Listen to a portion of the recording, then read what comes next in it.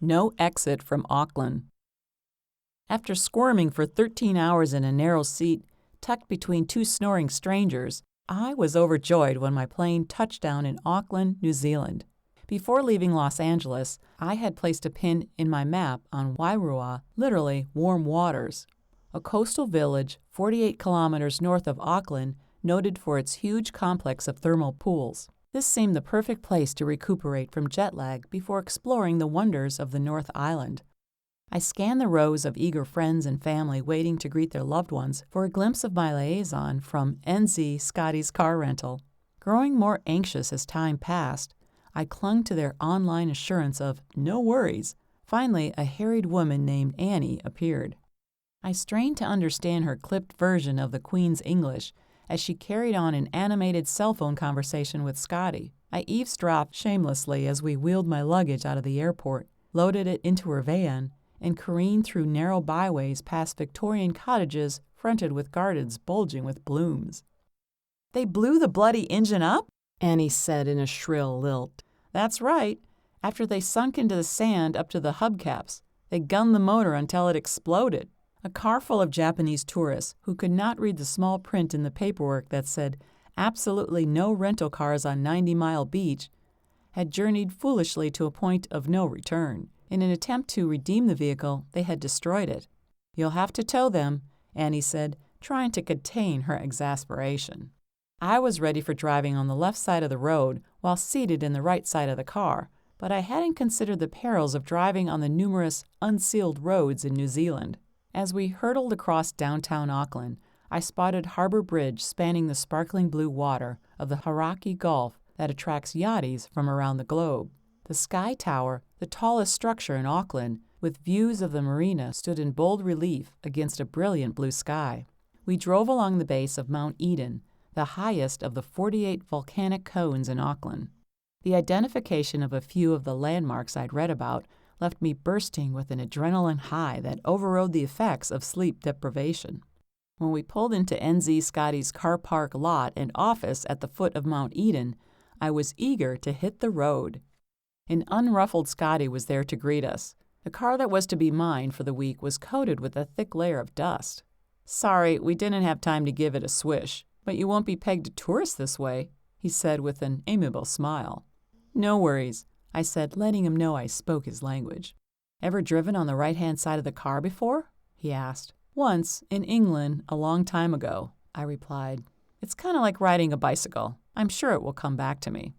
He grinned broadly. "Just remember, always give way to the right." Annie lifted the bonnet to show me how to check the oil. I was instructed to do this at each fueling. "If I blew up this engine, I'd be paying for it," she said. She handed me a map of the immediate area and pointed in the general direction of the on-ramp for the Twin Discovery Highway that would take me out of the city and unto the wonders of the Northland.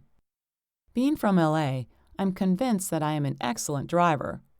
Several hours of my workday are spent skirting drivers that are talking on cell phones, applying makeup, or shaving on their morning commute.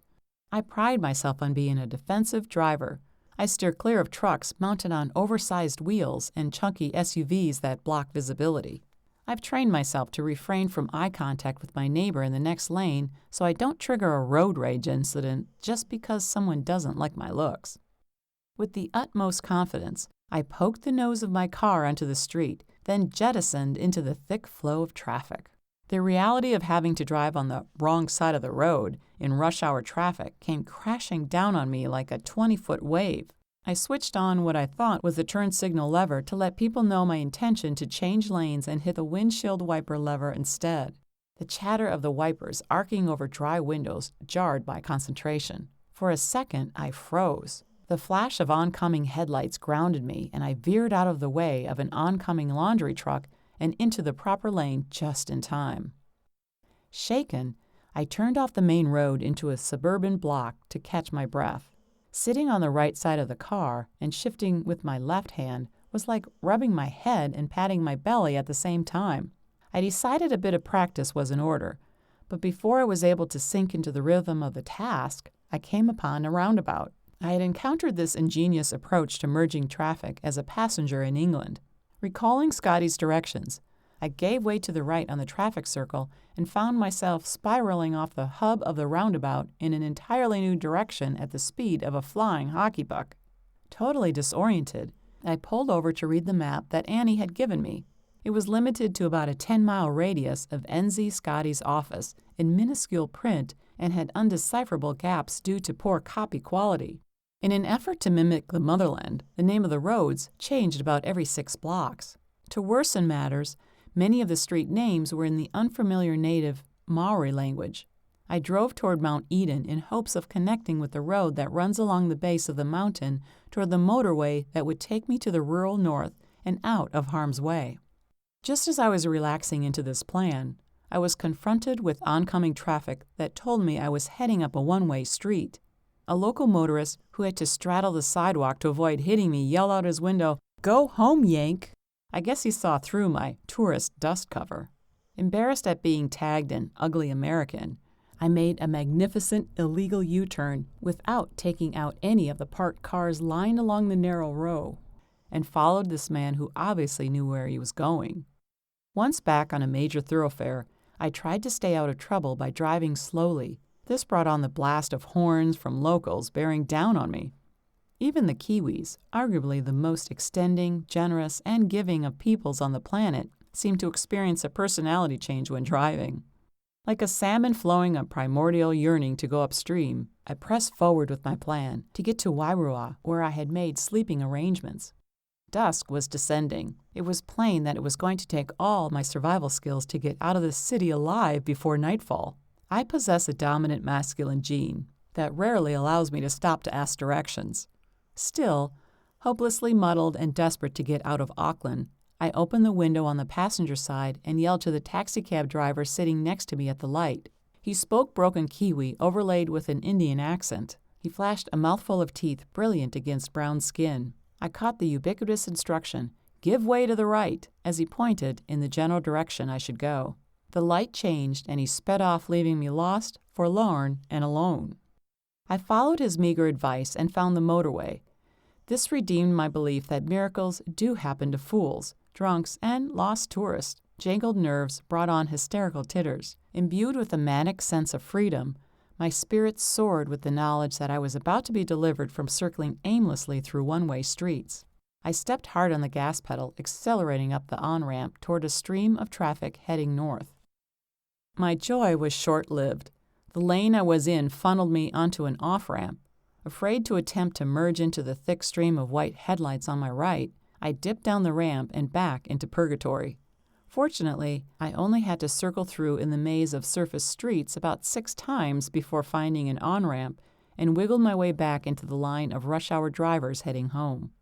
Once on the motorway, it was smooth sailing until just outside of Auckland, where the road narrowed into 2 lanes. The sight of a fully loaded logging truck dead ahead gave me another adrenaline spike that charged through my body like a stampeding buffalo herd. I was content to dawdle behind the lumbering giant, but the drivers behind me, insistently flashing their high beams, urged me to accelerate and overtake the truck in the passing lane. Palms sweating, I shifted gears, pressed hard on the gas pedal, and prayed for a miracle. Road signs blurred. Whangarei looked like Wanganui, but Wairua was missing in action. It was tar baby black when I finally coasted into the small town and checked into my motel. Then, needing to stretch my taut muscles, I sought proof of the promises in my guidebook. My oasis was painted with a day-glow mural depicting local marine life that apparently included mermaids. The hostess greeted me with a towel and directed me to changing rooms. This complex, according to the guidebook, offered 6 pools. The first one I dipped a toe into was tepid, hardly the thermal intensity I needed to calm down. The second one was warm, but inhabited by tattooed teens lined along the pool's edge or floating on mats. They were watching the movie Inferno on an enormous screen. The deafening audio track, spiked with the screams of victims fleeing an exploding high-rise, did not fill the relaxation bill either. I was about to give up and return to my room when I stumbled onto the hot pool. This steamy chamber, populated by 2 Japanese girls lying face down on the tiles cooling off after a long stew, could well have been labeled the lobster room. A small, scalding pool poured into a larger pool that registered just below parboil. It took me a few minutes to take the plunge, but once in, the cares of the long journey melted away. My skin crinkled up like crepe paper, and my face flushed spotlight red, but I had reached nirvana. I was now a veteran of on and off ramps, skilled on roundabouts, and happy driving on the left side of the road. With the good map of the North Island and my Lonely Planet guidebook in hand, I knew that from now on I truly had no worries.